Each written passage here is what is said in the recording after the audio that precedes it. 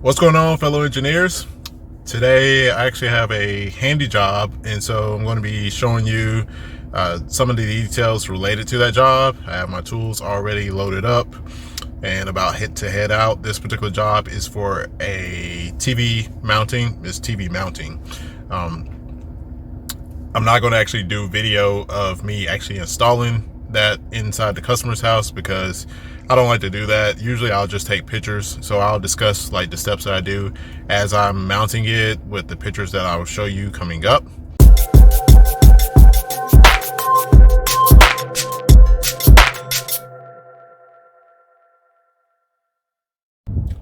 All right, I have pulled up to the customer's house. So the next part of the process is I check in on the Handy app to let the Handy know, as well as the customer know, that I have arrived at their location. All right, so what we have here is a TV install.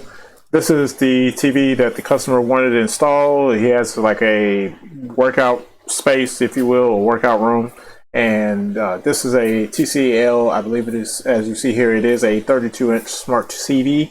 And he wanted it mounted on the wall. That way, when he works out, you can turn it on, move it away from the wall, do what you got to do. Then when you're done, turn it off, so be it. Also with this TV, he provided the TV mount. As you see from, this is the instruction manual. It is a 32 to 47 inch mount, but is a single mount. So it literally mounts to a single stud on the wall. And it's also a mount that articulates, so it can be moved in and out, and the TV, turned rather, left or right to position it where it needs to be positioned. All right, the first step in this was it came with a template, the mount that is, and you had to drill 3 holes on the wall to mount the 3 bolts that would eventually come in. That's in a future step. What I did, I had to use my stud finder to locate where the stud was on the wall. And so once I found that stud, like I said, drilled the holes there. Because this room is at a rather different angle, this wall that is being mounted to is a full wall. I believe this wall was maybe 9 or 10 feet.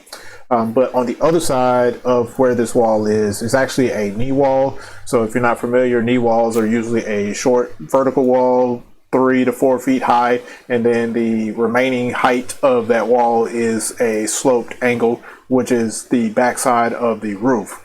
And so positioning it where it was and trying to get it in between, essentially a angle like this, where you have the vertical wall on this side and then the slope roof on this side, and to get it high enough so that if the TV is out, you can walk underneath it and not hit your head, but also not too high that it bumps the wall over here on the sloped wall, or sloped ceiling, if you will.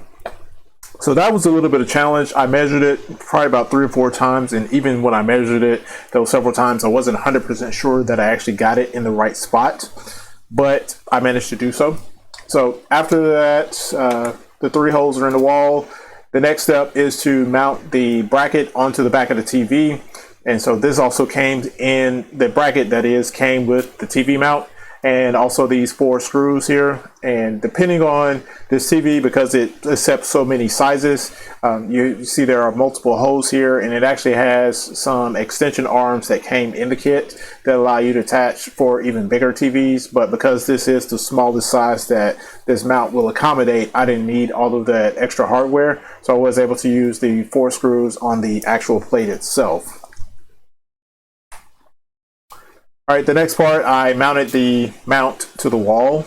And as you see, those 3 holes that I drilled earlier are where the 3 bolts are at. And pay attention, because some mounts do have like arrows of how those mounts are supposed to be installed. And as you see here, this mount actually has a up arrow, because this is supposed to be in the up direction, because the actual, where the back plate on the TV connects to this mount is designed to only work one way.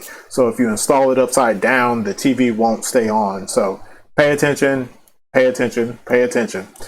Oftentimes, the manual will also mention whether the mount should be a right side up or upside down, or if you can even install it upside down. But like I say, pay attention. Now, if you notice, this hole here is not straight centered into the opening, and the reason being is because, well, I put the level onto the side of the mount itself, because sometimes you may not drill exactly center into the stud. That happens, you know, a little bit of user error in there sometimes, and it could also be the fault of the stud finder, because all stud finders are not 100% accurate all the time. That being said, though, this one is, like I say, it's not square center in here, but the mount itself was vertical, you know, 100% level, because I put the level on it. Once I got the top bolt in, then I put the level on it and moved it over as it needed to be so that it remained level, and then secure the bolt in place.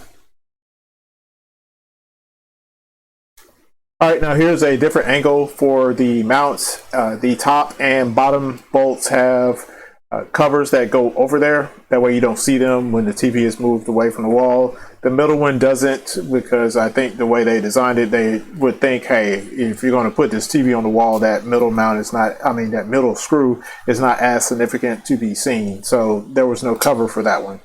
You can also see that I've mounted the TV here, and up here is 2 screws that actually secure the mounting plate, which is this right here, to the mount itself.